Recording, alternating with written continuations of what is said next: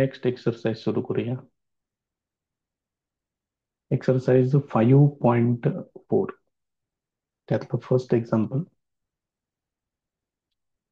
ए बार दिलेला आहे, B bar पण दिलेला आहे आणि हा प्रोडक्ट त्यांनी विचारलाय.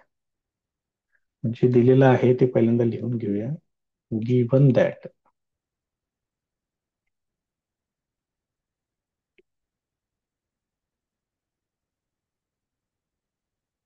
ए bar equal to 2 I bar plus 3 J bar minus K bar आणि B bar equal to I bar minus 4J bar plus 2 K bar. आता ह्या दोन टर्म्स मला तयार करायचे आहेत. पहिल्यांदा ए बार प्लस बी बार म्हणजे या दोघांची बेरीज करायची आहे. 2 I bar plus 3J bar minus K bar plus B bar आहे I bar minus 4J bar plus 2 K bar. या दोघांची बेरीज 2 प्लस 1 म्हणजे हे होणार 3 I बार प्लस 3 - 4 म्हणजे मायनस जे बार आणि मायनस के प्लस 2 के त्यामुळे प्लस के बार.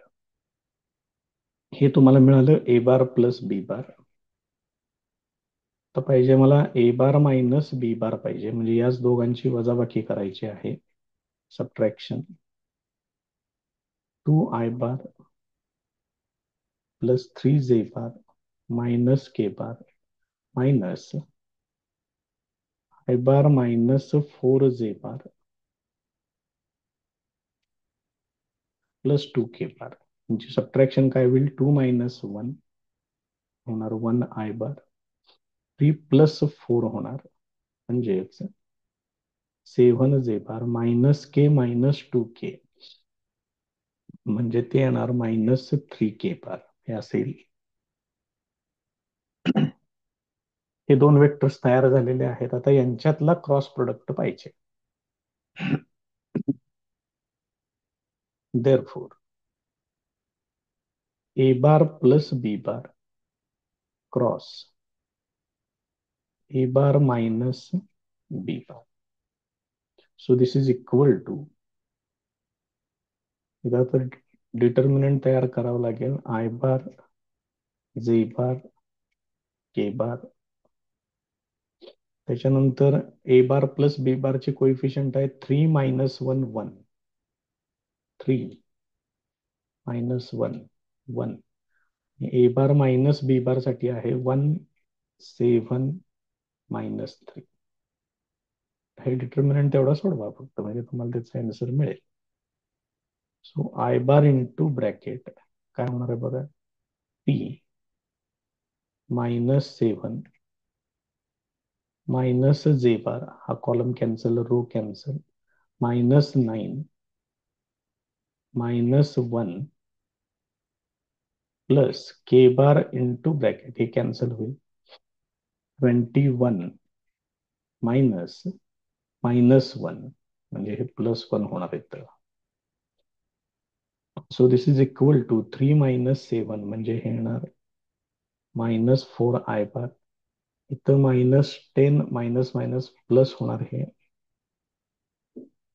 येणार 10 जे बार 21 + 1 ते येणार 22 के बार.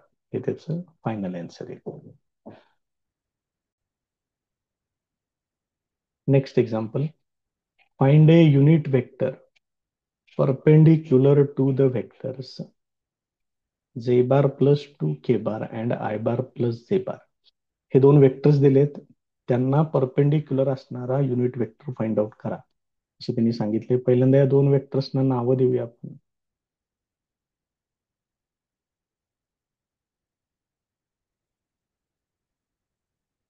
assume that a bar equal to J bar plus 2 K bar and B bar equal to I bar plus J bar. आता याच्यामध्ये मला पहिल्यांदा ए बार क्रॉस बी बार काढावा लागेल, कारण ए बार क्रॉस बी बार हा या दोन्ही वेक्टर्सना परपेंडिक्युलर असतो. एक वाक्य लिहूया इथं. A bar cross B bar equal to a vector perpendicular to both A bar and B bar. Therefore, A bar cross B bar equal to. आता इथं परत एकदा मला डिटर्मिनंट सोडवावं लागेल. आय बार, सी बार, के बार. ए बार मध्ये आय बार नाही आहे, त्यामुळे इथं 0 येणार. 1 2. बी बार मध्ये के बार नाही आहे, त्यामुळं 1 1 0 हे असेल. तर हे सोडवायचं आहे मला. मग हे काय येणार बघा बरं. आय बार 0 - 2 डायरेक्ट करू शकता तुम्ही, काय अडचण नाही. 0 - 2 येणार -2 आय बार. त्यानंतर मायनस जे बार. हे बाकीच किती येते बघा. 0 - 2 येते परत एकदा इथे, म्हणजे इथं परत -2 येणार. Plus K bar into 0 - 1. therefore A bar cross B bar equal to येते -2 आय बार +2 जे बार आणि मायनस के बार, हे असे येते. आता याची मॅग्निट्यूड काढून घेऊया.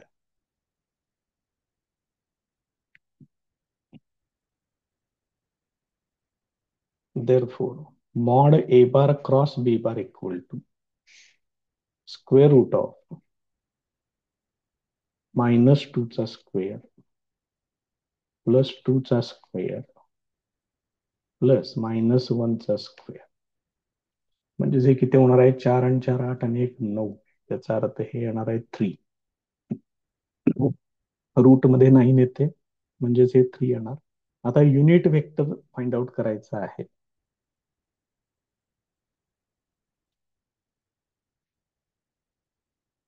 Now n cap equal to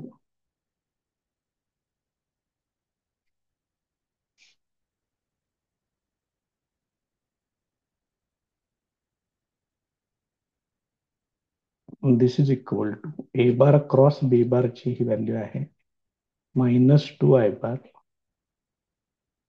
+2 J bar minus K bar divided by 3 हे असेल. This is unit vector perpendicular to A bar and B bar. मग असे 2 युनिट वेक्टर्स असणार आहेत. त्यामुळे त्याचं एक वाक्य लिहून ठेवूया त्या ठिकाणी.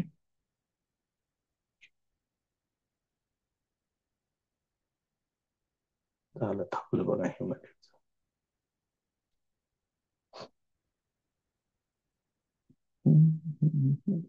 थांबल्याशिवाय तर पर्यायच नाही काय.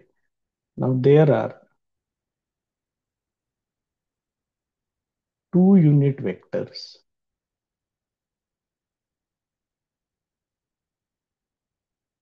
perpendicular to A bar and B bar. One directed upwards and other directed downwards. त्याच्यामध्ये 2 युनिट वेक्टर्स असतात. एक अपवर्ड असतो, एक डाऊनवर्ड असतो. मग ते लिहायचं कसं. Therefore plus minus N cap, फक्त त्याला प्लस मायनस लिहायचं फक्त. मग ही जी टर्म आपण फाइंड आउट केली ती ब्रॅकेटमध्ये टाकायची. ब्रॅकेटच्या बाहेर प्लस मायनस लिहा फक्त.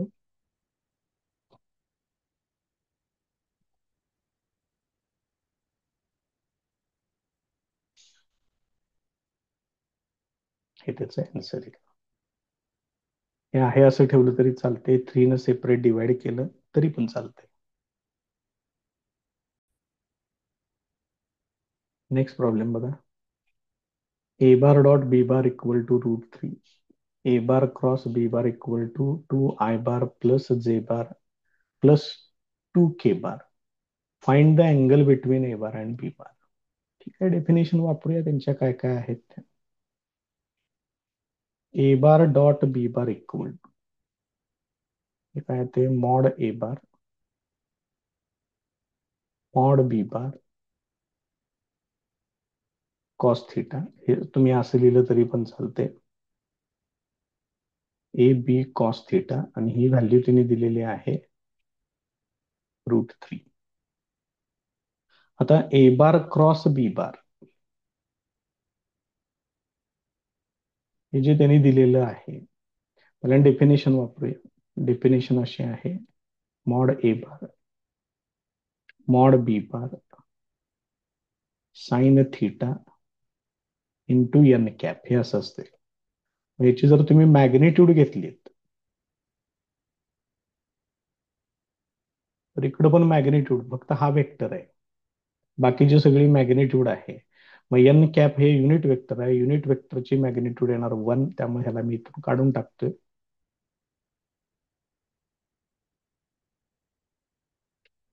हे असेल, यालाच तुम्ही असं लिहू शकताय, ए B sine theta.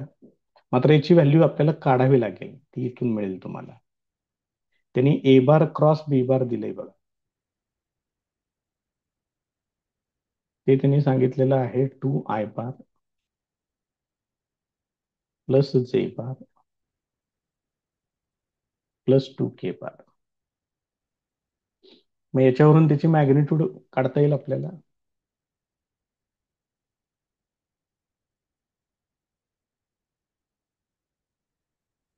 Square root of 2 square plus 1 square plus 2 square. मग हे 4 प्लस 4 8 प्लस 1 9 होणार, म्हणजेच हे येणार फक्त 3.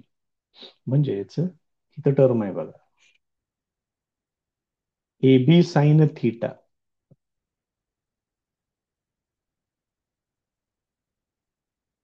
Is equal to 3. हे पहिलं इक्वेशन, हे दुसरं इक्वेशन,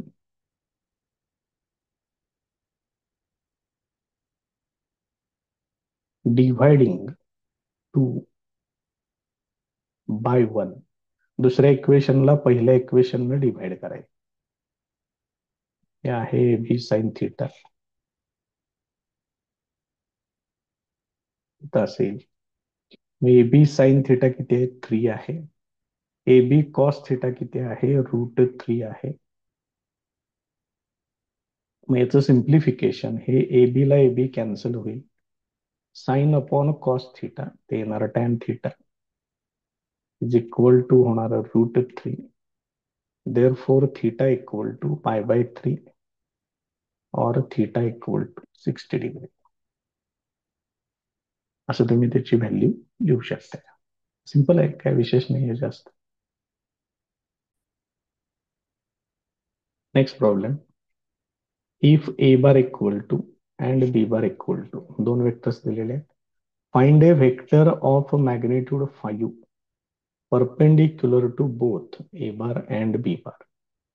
परत एकदा, ह्या ए बार आणि बी बारला परपेंडिक्युलर असणारा वेक्टर, त्याची मॅग्निट्यूड 5 युनिट सांगितले.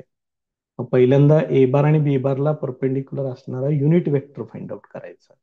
युनिट वेक्टरची मॅग्निट्यूड 1 असते, मला 5 मॅग्निट्यूडचा पाहिजे, तर युनिट वेक्टरला 5 न मल्टिप्लाय करायचं, म्हणजे तुम्हाला त्या मॅग्निट्यूडचा वेक्टर तुम्हाला मिळून जाईल.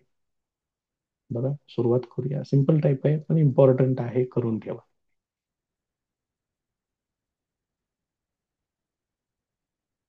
Given that A bar equal to 2I bar plus J bar minus 3K bar, B bar equal to I bar minus 2J bar plus K bar. Therefore, A bar cross B bar equal to a vector perpendicular to both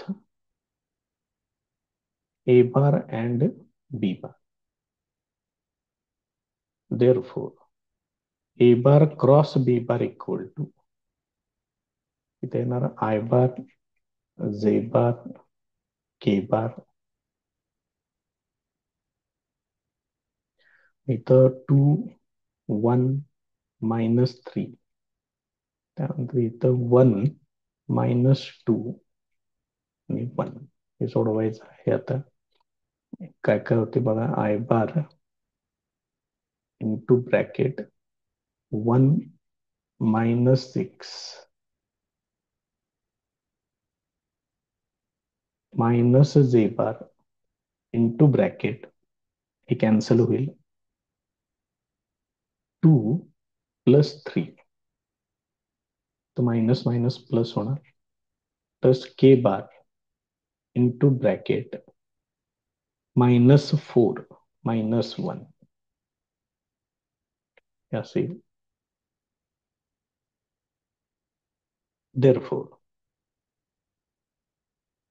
A bar cross B bar equal to -5 I bar -5 J bar -5 K bar हे असेल. याच्यातून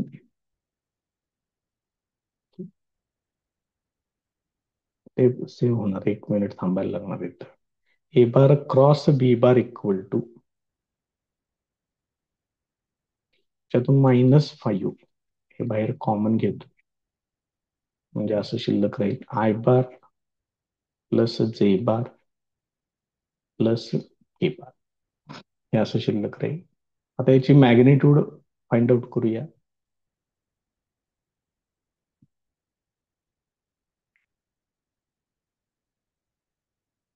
mod A bar cross B bar equal to square root of याच्यावरून घेतोय म्हणजे परत ह्याच्यावरून सुद्धा कसं येईल हे तुम्ही सांगू शकताय. -5चा स्क्वेअर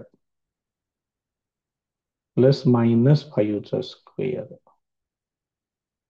प्लस -5चा स्क्वेअर हे असेल. म्हणजेच हे काय येणार आहे रूट मध्ये 25 3 वेळा येणार म्हणजेच येणार √75. यालाच तुम्ही असं लिहू शकताय. therefore mod A bar cross B bar equal to हे येणार आहे 5√3. मग तुम्ही जर ह्याच्यावरून जर काढायचं म्हटलं तर -5चा स्क्वेअर एकदाच घ्यायचा इथं कंसामध्ये 1चा स्क्वेअर प्लस 1चा स्क्वेअर प्लस 1चा स्क्वेअर असं घ्यायचं म्हणजे मग परत हेच येते. त्यामुळे बघा कुठल्याही पद्धतीने तुम्ही सोडवलं तरी चालेल. आता मला पाहिजे unit vector perpendicular to A bar and B bar.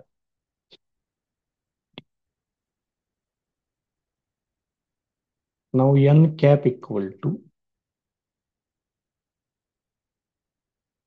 A bar cross B bar divided by mod A bar cross B bar. मग A bar cross B bar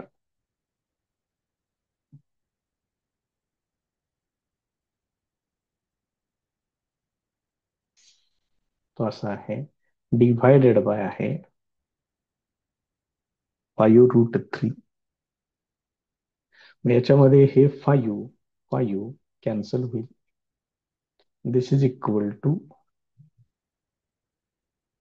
unit vector perpendicular to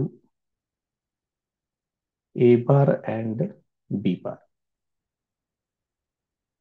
Now there are two unit vectors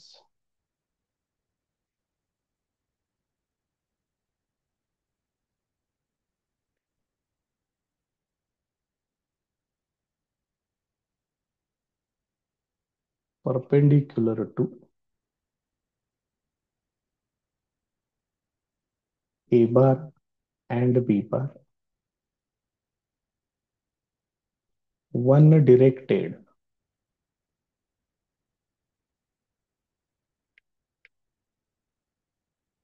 vertically upwards and other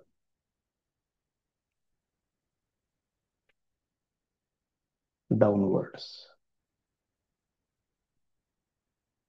Therefore, plus minus N cap हे plus minus या दोघांच्यासाठी घेतलेलं आहे. Plus minus N cap आणि हे पुढे लिहायचं आहे तिथं plus minus minus into bracket इथं काय आहे I bar plus J bar plus K bar divided by √3 हे असं आहे. मग हे जर प्लस मायनस ह्याला वापरलं तर हे मायनस प्लस होईल म्हणजे परत तेवढंच येणार आहे ते. त्यामुळे फक्त मी इथं प्लस मायनस एवढंच ठेवतोय पुढं I bar plus J bar plus K bar divided by √3. मग हा झाला युनिट वेक्टर. आता त्यांना वेक्टर पाहिजे आहे 5 मॅग्निट्यूडचा. ह्याची मॅग्निट्यूड किती असणार युनिट वेक्टर आहे म्हणजे 1. Therefore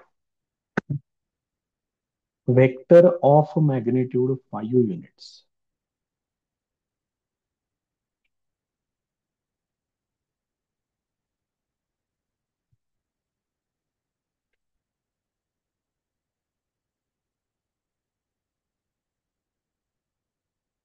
and perpendicular to A bar and B bar is काय करायचं फक्त हेच ठेवायचं त्याला फक्त 5 न मल्टिप्लाय करायचं. परत एकदा सांगतोय हा युनिट वेक्टर आहे. युनिट वेक्टर याचा अर्थ याची मॅग्निट्यूड 1 युनिट आहे. मला 5 युनिटचा पाहिजे मग 1 ला 5 न मल्टिप्लाय करायचं फक्त. त्यामुळे याला फक्त 5 न मल्टिप्लाय करा 5 इंटू ब्रॅकेट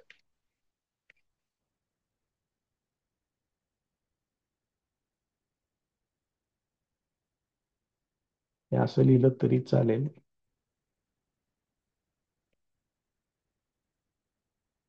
हे असं घेतलं तरी पण चालेल.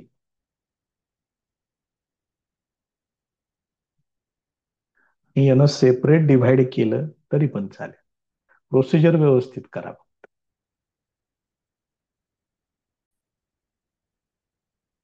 नेक्स्ट प्रॉब्लेम बघा. Find U bar dot V bar.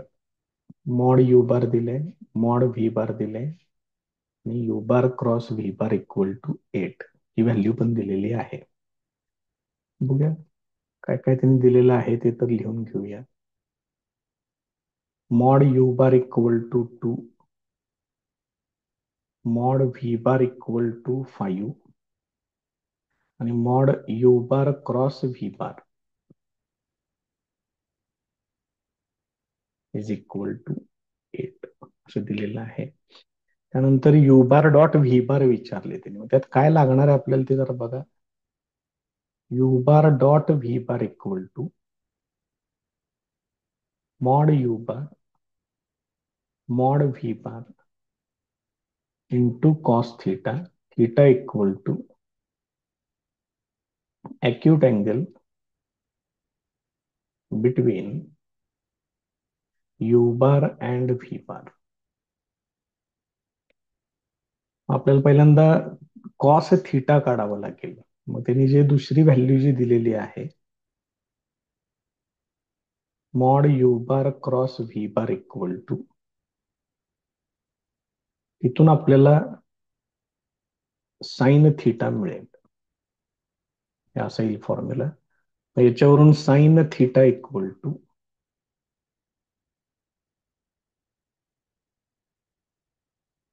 Mod you bar cross V bar divided by mod you bar mod V bar.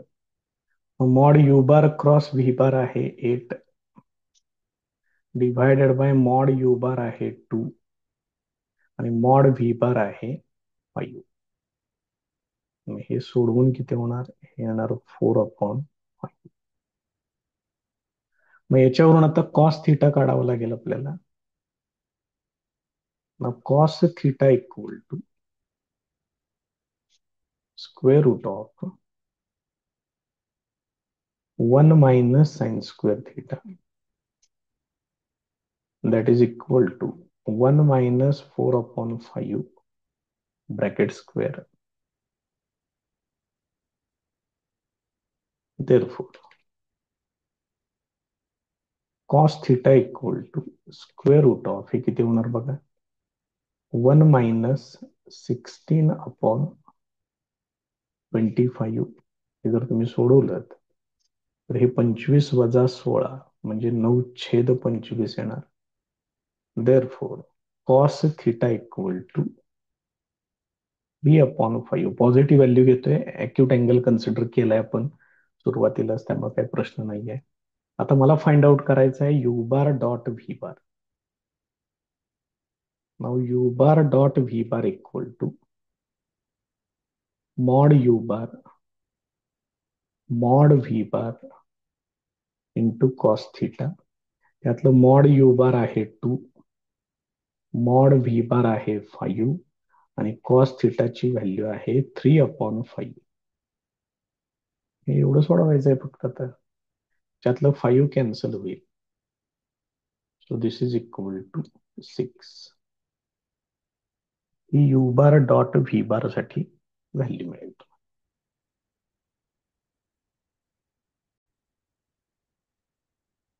Next example बघा. You bar cross V bar विचारले. Mod you bar दिले, mod V bar आणि you bar dot V bar दिले. म्हणजे याच्यासारखंच आहे, फक्त बरोबर opposite conditions केलेल्या आहेत. लिहून घेऊया काय काय दिलंय ते. Given that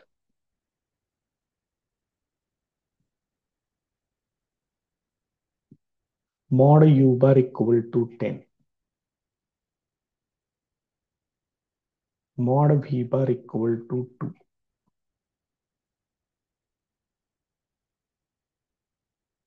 you bar dot V bar equal to 12.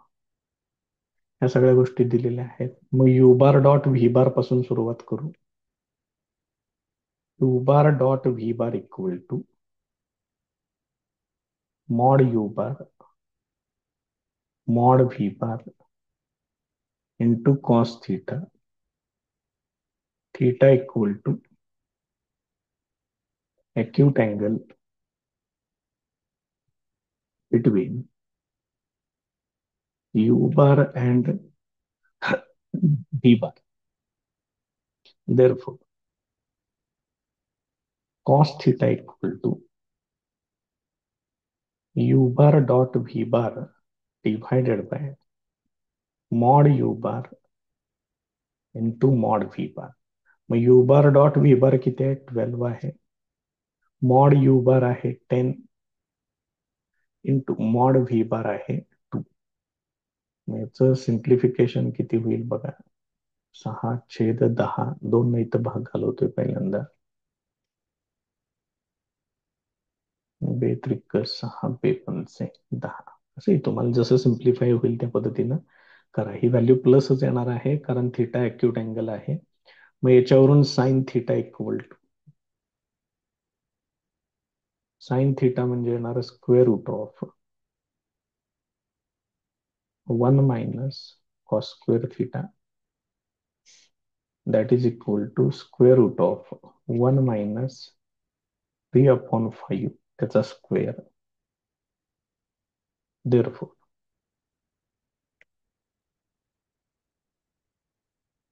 sin theta equal to square root of 1 minus 9/25.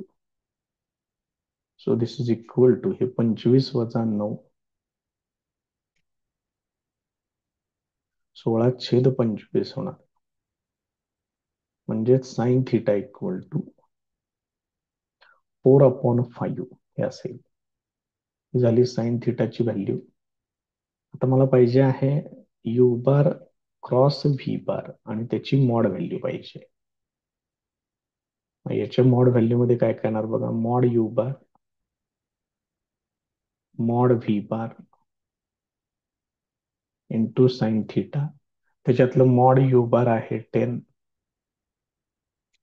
Mod V bar आहे 2 आणि साइन थिटाची व्हॅल्यू आहे 4/5. मग हे किती होईल इथं? 5×2 = 10, हे 2 × 4 = 4 × 16. हे त्याचं फायनल आन्सर येईल त्या ठिकाणी.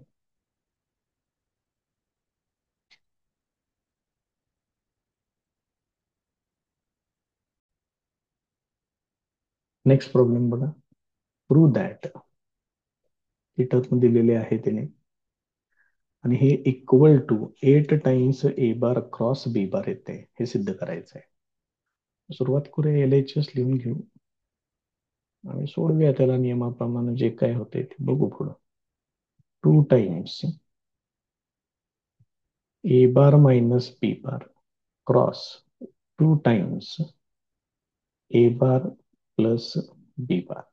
सगळ्यात पहिल्यांदा ह्या दोन आणि हे दोन, ह्या दोघांचाही नॉर्मल प्रोडक्ट घ्यायचं, कारण हे स्केलर क्वांटिटीज आहे. त्यामुळे 2 × 2 हे होणार 4. आणि ज्या व्हेक्टर टर्म्स आहेत त्यांच्यामध्ये क्रॉस प्रोडक्ट वापरायचं. हे 4 ॲज इट इज. ए बारनं पुढे मल्टिप्लाय करून घ्या. A bar cross A bar plus a bar cross B bar असे. थांबावं लागेल 1 मिनिट. त्याची प्रोसेस पूर्ण होईपर्यंत काही करू शकत नाही. ठीक आहे. ए बार क्रॉस बी बार हे असेल. त्याच्या पुढे आता मायनस आहे, मायनस बी बार क्रॉस ए बार आणि पुढं परत मायनस येणार, मायनस बी बार क्रॉस बी बार हे असेल. मग याच्यामधलं ए बार क्रॉस ए बार आणि हे बी बार क्रॉस बी बार सेल्फ क्रॉस प्रोडक्ट 0 असतो, त्यामुळे हे निघून जाईल. 4 इंटू 0 लिहितोय plus a bar cross B bar लिहितोय. इथं वेक्टर इंटरचेंज करतोय. क्रॉस प्रोडक्ट मध्ये वेक्टर जर इंटरचेंज केलं तर मायनस असेल तर प्लस होणार, प्लस असेल तर मायनस होणार. मायनस हे 0. तर बरोबर आता इथं काय तयार झालंय ते एकच टर्म 2 वेळा आलेले आहे इथं, त्यामुळे ते 2 टाइम्स लिहायचं. 2 टाइम्स 4 इंटू 2 ते येणार 8 times. So this is equal to RHS. Therefore, LHS equal to RHS. हे या पद्धतीनं व्हेरीफाय होईल.